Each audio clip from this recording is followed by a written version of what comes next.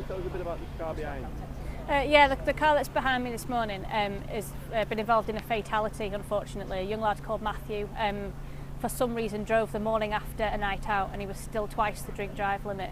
Now, Matthew was only 18, from near Burnley, and he just made a bad decision, really. The reason that we've got the car today is to show people what actually happens in a car crash, and to show how serious the consequences of drink driving actually are. What else are you doing today here? We've got a sort of selection of things going on, really. It's all focused around a Christmas drink drive campaign. Obviously, Matthew's one thing that's featured, but we've got partners from the fire service, from the police, sort of just demonstrating how it affects them. There's another car from another lad that was killed, a lad called Daniel Birch. He drove home from a night out. Two young lads that have made very bad decisions, really, that have devastated families. Can you tell us about your experience? We had good family life. Never had any problems from any of our children. Daniel was fantastic.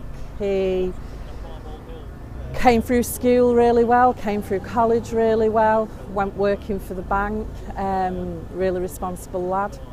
Did a lot of fundraising for Darien House and various other organisations. He'd really turned into a fantastic young man. At that point I thought I didn't need to be on his back quite so much, didn't ask him as much where he was going and what he was doing.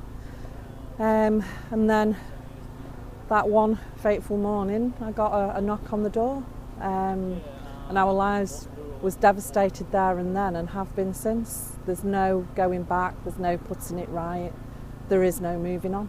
So can you tell us about what's going on in Lancashire and Preston in the coming months about drink driving?